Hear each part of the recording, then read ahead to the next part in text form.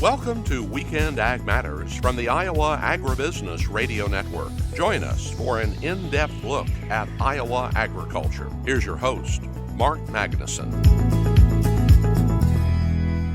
Hello and welcome into Weekend Ag Matters on the Iowa Agribusiness Radio Network. I'm Mark Magnuson. In today's episode, Riley Smith speaks with Michael Weidner of Landus Cooperative. Dustin Hoffmann is joined by Iowa Secretary of Agriculture Mike Naig, and Russ provides his faith-based segment. Let's turn our attention now to this week's news headlines. Senator Chuck Grassley says that Ag Democrats are asking for too much in Farm Bill negotiations as the House bill now moves to the Senate. What they want us to do is undo the anti-fraud provisions that were in the tax bill of a year ago. Grassley argues that forcing states with high SNAP error rates to pay more of their food stamp costs is the best way to fight fraud. He says delaying the issue will cost billions. If we did it for 2 years, it would cost $18 billion. If we did it for 1 year, it would be $8 billion. And if there's fraud in programs, we can't justify it any more than we could let Minnesota get away with billions being wasted in daycare.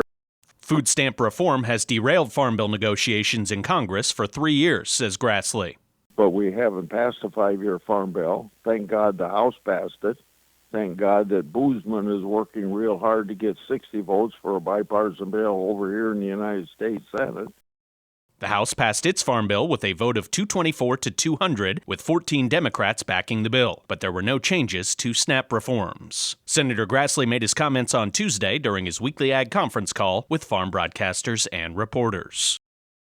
On Tuesday, Agriculture Secretary Brooke Rollins provided updates on federal efforts to expand domestic fertilizer production in both short-term and long-term capacities. Speaking at USDA headquarters on Tuesday, USDA Secretary Brooke Rollins detailed some of the size and scope of the fertilizer infrastructure currently being constructed in the United States. The Blue Point project in Louisiana. Within 45 days, we should see permitting wrapped up on this project to build a $3.7 billion ammonia plant, which, when opened, will become the world's largest ammonia plant. Secretary Rollins also announced the resumption of USDA's Fertilizer Production Expansion Program. The aim of the program is expediting projects that were previously derailed by regulations. I think that this is a really important long-term step, but we're taking these steps immediately to get to the goal of reshoring all fertilizer to our country. That future action is now under consideration in the halls of Congress. Ultimately, the goal of the fertilizer expansion efforts in the United States is to lower fertilizer prices, stabilize fertilizer supplies, and provide fertilizer market transparency. That's all the time we have for headlines this week. Let's turn things over now to Russ Parker and his faith-based Food for Thought segment here on Weekend Ag Matters on the Iowa Agribusiness Radio Network, where Iowa Ag matters.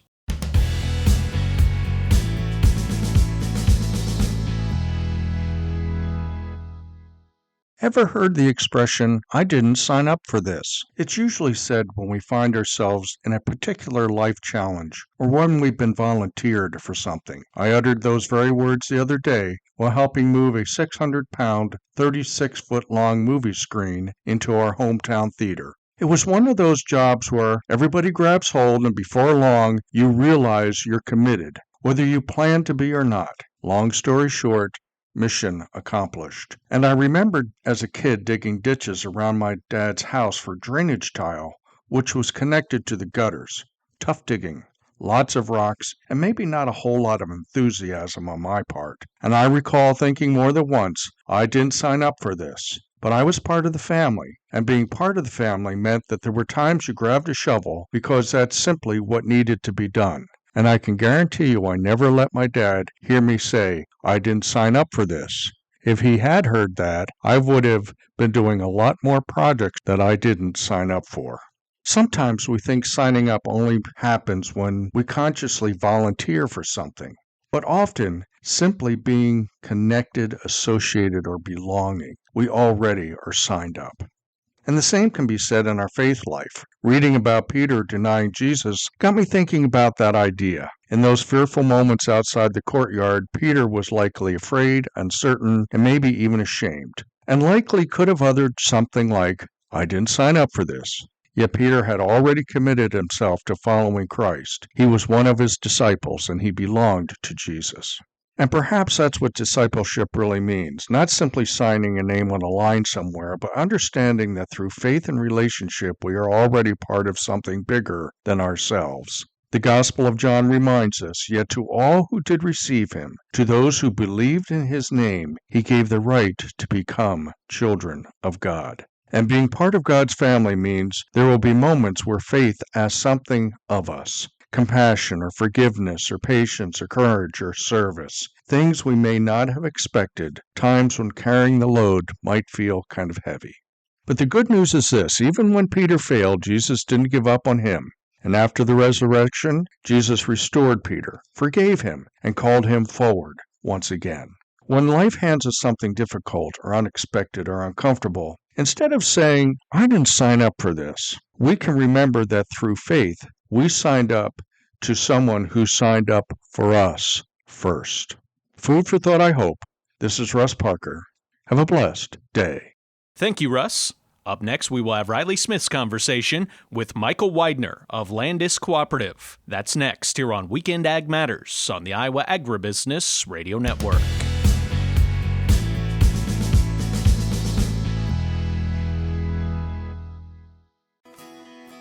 Farmers, stay on top of your local market with Basis Matters from the Iowa Agribusiness Radio Network. Every day, we bring you the latest corn and soybean cash prices from inland grain elevators and river terminals across Iowa. Get the prices you need to make the best-selling decisions, no matter where you are in the state. Basis Matters connects you to the numbers that matter most to your farm. Tune in every weekday only on the Iowa Agribusiness Radio Network and make informed grain marketing decisions with Basis Matters.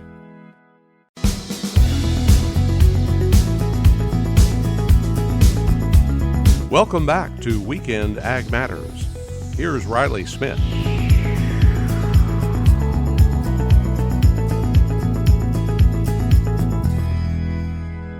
Riley Smith, Iowa Agribusiness Radio Network, and I'm on the phone right now with Michael Weidner. He is the Director of Grain Origination and Producer Strategy at Landus Cooperative.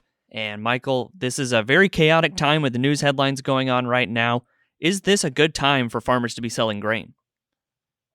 Yeah, great question. Thanks for having me today, Riley. Appreciate the time. Yeah, it's a question we get every day at Landus, right? Across the state. Is this the time to pull the trigger? And if you look at, some of the seasonality behind the markets, it seems like it's coming back into view where we typically set some highs in May, June, July for both corn and beans. And so, from our vantage point today, it would definitely make sense for the grower, now that he's got the crop planted. You're starting to see some emergence across the state of Iowa, and even the I-states. It would definitely make some sense to start, rewarding this rally we've seen off of the January lows, and some of this recovery effort after, a bigger setback late last week when we saw some negative headlines out of the U.S.-China visit. So we're huge proponents of rewarding this rally, both in the old and new crop department, and, probably looking to clean up some of this old crop stuff on open storage, price later contracts at the elevator, looking to get control of some of the bin bushels that might be still on the farm across the state, and then really focusing on 26 crop because, as we know, margins are pretty tight. So when we look at those price just movements we've seen recently, I know this is a time of year historically where a good amount of farmers are looking to sell some grain, but with this volatility, it can be kind of tough to protect your bottom line a bit. So what are some of the ways that you would recommend that farmers maybe look at their grain, find a way to put in a floor on those prices, and then maybe you can safely chase some of these rallies? Yeah, that's a great question. And like you said, there's a lot of stuff going on in the market and in the world today, right? We've got U.S.-Iran. That's been going on since March. We've got some U.S.-China chatter. We're entering a Midwest growing season. You name it, we've got it going on right now, Riley. And so it can be tough to block out the noise, but that's one of the things we try to stress with our growers. Block out the noise, try to control the controllables, and really hone in on, what's my cost of production? That's an easy thing for myself to say, but how can, potentially Landus come alongside a grower and help them, define that cost of production, maybe look at identifying some ROI goals. And then from there, we can, take some actionable steps to help implement some different price floors via, different grain marketing strategies that we offer. Because like you said, Riley, it's all about defending our downside risk and then maybe maintaining some flexibility and upside opportunity via some tools that we can deploy at the farm. And I think with this being, the first in our series of chats, might be a good time to go over. There are some farmers that I know of who, harvest comes around, you dry out that grain, and then they sell it all pretty much immediately. So when we're looking at kind of that way to market that grain throughout the year, just from a basic level, how much should farmers be looking at selling at a given time of year? How do they kind of manage that to make sure they still have some to take care of price rallies when they're improved, but also make sure they're, getting that grain out there and not missing out on what's in the moment? Yeah, absolutely. I mean, that's the $1 million question, right? That our folks on the origination side get asked every day. And I think it's different for every operation, but just from a general market outlook perspective, I mean, with the crop planted, and emerging, and we caught some rains here across the state that were welcomed for sure. I mean, it's nothing for some growers to probably look to go get 40, 50% sold if, these price levels work. Now, when I say sold, obviously you want to be flexible with some strategies, which we do offer, right? You want to look at maybe some averaging contracts, which is something that we have working for a large chunk of our growers across the state. You probably want to look at some different cash sale strategies, HTAs, and then even, not knowing the right side of the chart and what Midwest weather could bring, you want to stay flexible. So maybe looking at some put options in a brokerage account possibly, and then even some minimum price contracts where we're selling grain, buying a call, making sure we're locking in those floor prices you mentioned, Riley, but maintaining some upside flexibility if something changes with weather, if China comes in and the market reacts in an aggressive manner higher, that we can still participate. And then one last thing, when we look at those news headlines, you mentioned war in Iran is a big thing going on right now. We're looking at weather issues here across the country. Those are kind of dominating the headlines. Of course, trade deals with China as well. Are there any news headlines that are maybe going a little bit under the radar that you think producers should keep an eye on when they're marketing their grain? Yeah, that's a great question, Riley. I mean, there's so much stuff, right? I mean, I think every day, I don't have anything specific for you, but I think every day, right, we can come up with 10, 20, probably 30, 40 things that could possibly drive the market. And I think it goes back to, understanding that it's tough to predict price, tough to predict the right side of the chart, and just even trying to figure out, hey, how much is the U.S.-Iran conflict going to impact price today? Well, today, looking at the markets, we're down aggressively on some headlines from Iran, and, it impacted price a lot. And the China news didn't even matter, right? So, I think for me, it really comes down to trying to make this marketing and decision-making process a lot more mechanical, less emotional. And that's for me, from the grower side, when I'm sitting down and working with the grower and with our team, it's really crunching the numbers and, managing the things we can control and not getting lost in, again, kind of that noise that I referenced. But, with that said, we've got some pretty strong corn export demand in the U.S. We had a great ethanol report today as well. So, there is a heck of a lot of demand out here. But the unfortunate side of things is there's a lot of old crop out there yet that we got to chew through that supply to probably crank this market up to new heights. All right, Michael, lots of great information today. For anybody who would like to get in touch with the grain team at Landus and maybe discuss some grain marketing, how can they do that? Yeah, so they can go to our website, landus.ag.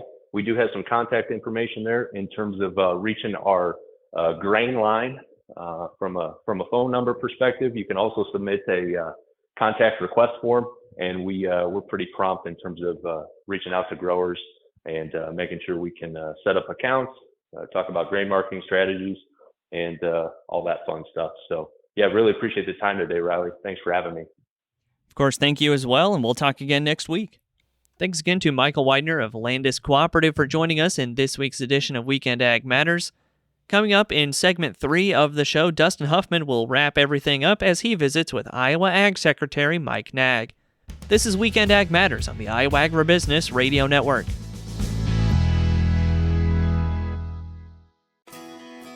Stay up to date with the latest in the ag industry with Agribusiness Matters from the Iowa Agribusiness Radio Network. Each weekday, we bring you the latest advancements in farming, from new precision ag technology to cutting-edge sustainable farming practices. Agribusiness Matters is also your source for the most relevant ag news, policy discussions, and insights that are shaping the future of agriculture. Tune in to Agribusiness Matters on the Iowa Agribusiness Radio Network, where Iowa Ag matters.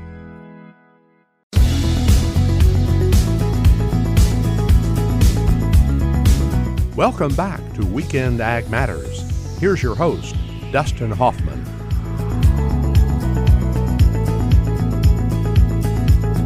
Well, it's time now for our monthly sit-down with Iowa Agriculture Secretary Mike Naig. And Secretary, hard to believe we're already staring down the end of May here as we're talking today. Absolutely. Good to talk with you. And that still need to get some acres covered in terms of planting. But here we are starting to think about summer. Well, that's where I was going to start today. Crop progress numbers. Well, we had a slow start. Mother Nature was just kind of off her meds, as I like to have said here the last couple of weeks. But boy, did she come through for us in the last 2-3 weeks and given us a chance to really get close to catching up to the average. Yeah, I'd say fits and starts, right? I mean, there were some windows that opened up kind of in April early, and some folks took advantage of that and then sat for a while. But yeah, it's been a bit of a challenge. And, it certainly, as things started, we were behind. We were actually several days behind, and now we really have largely caught up. So, approaching where we say the end here. But look, it's still been true that there's parts of the state that have been dry. There's parts of the state that have had too much moisture. I guess you and I could probably go back, rerun the tape from every year that we've talked about this time of year. And I would probably have to say, or would have said something similar, which is variability. Always reigns supreme. But we were able to, I think, take advantage of some windows, cover a lot of ground. And that's the thing that we know now is with equipment being what it is, folks can get a lot of acres in when the window does open. So sitting here pretty good. We've had moisture, which we needed, but unfortunately here in the last few days, that has also come with some severe weather, wind, hail, some tornadoes, definitely hearing about and aware of some damage to farms, to communities, and to some ag business facilities as well. So we never like to see that, but unfortunately that's come with some of that moisture that we needed. And of course, we're going to talk about those storms. I mean, I've been hearing a lot of structural damage, but probably one of the good things about us getting that late start is not too much was going to be up in the fields when we had any kind of instances of hail. That's true. It's true. And, we're the full story is still coming out, but that's exactly right. We're not talking about, we're not in June here, end of June or into July, certainly from a crop development standpoint. And sometimes that can actually be a blessing. So I don't think we won't say that there's, widespread crop damage because of that early nature. All right. Now, you had a big announcement come out here this morning here with Choose Iowa. You want to talk to us a little bit about what's going on there? Yeah, we continue to see just great strength and growth in the Choose Iowa program, which again, that's our state's branded program for Iowa grown, Iowa made, Iowa raised. We had a good legislative session, continued bipartisan support, both chambers to continue to grow that program and staff it accordingly, and also to continue to fund grant programs, specifically around value-added grants, dairy innovation, and meat processing as well. And then some purchase programs, one for food banks and one for schools. And again, trying to connect the dots, providing some assistance to purchase fresh, local, nutritious foods from Choose Iowa members and growers and businesses. So really appreciate the support. What we launched today or announced today was our 2026 version of the passport. And this is, I love this, thing when you can, everybody loves earning points and earning swag and those types of things. But when you visit a Choose Iowa member, if you've downloaded the Choose Iowa passport, you can check in at that location. You can earn points, for making that visit. And then we're able to reward folks for that. So it's kind of a loyalty program, but really what it is the ability to click open that passport on your phone and find, if you're looking for a cheese or a brewery or what have you, flower shop, you can use the map feature on that and you can, really locate those participating members. So I would encourage folks, go to chooseiowa.com. look for the 2026 Passport. It's free. You just have to download it to your mobile device and check in when you're visiting those Choose Iowa members throughout the year. And not only is it great for the customers who are coming to get those little swags and those points and stuff, but obviously it's a great way to get those people in the door of these participating organizations. Absolutely. And, we have a significant member, again, 340 members as of this morning. I just got an update actually from the Choose Iowa team. And that number just continues to grow. And actually, I love this feature about the Passport. We want to reward folks and encourage folks to visit all Choose Iowa members, but there's actually a feature built in that the further you have to go, or maybe the more the back roads that you have to explore to find some of these locations, the more points you can earn. So we're really trying to encourage folks to get out there, get on some county gravel roads and really see the state of Iowa, experience it. It's good agritourism. But yeah, get in those doors. One of the things we love is that these on-farm stores where somebody might be selling meat direct, and that's their main business, but they're also providing and selling honey and flour and, all kinds of other products that, maple syrup and those types of things, candles, things that other Choose Iowa members are also selling. And they represent that and sell it in a retail setting right on a store, maybe repurposing a barn, something like that. So those are tremendous experiences, but Dustin, they're good for business too. Consumers, Iowans tell us they want more local, they want to buy and they want to know where their food comes from. They want to have those kinds of experiences. We think there's a huge opportunity here to meet that demand.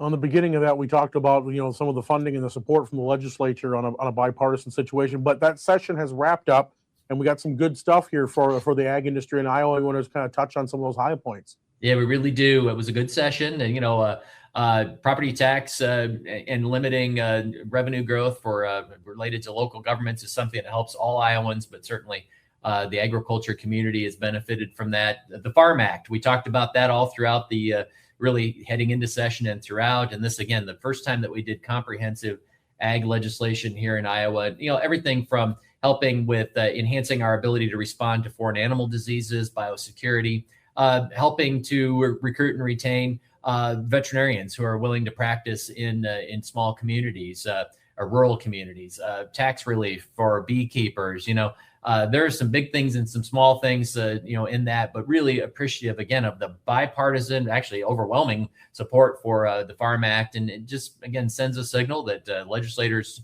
prioritized ag and farmer issues. And those were all things that I had learned and issues or challenges that I had gathered from making farm visits or business visits or doing roundtables. And we put that into legislative form. And so I think we're really intend to continue to do that as we always learn new things that can be adjusted.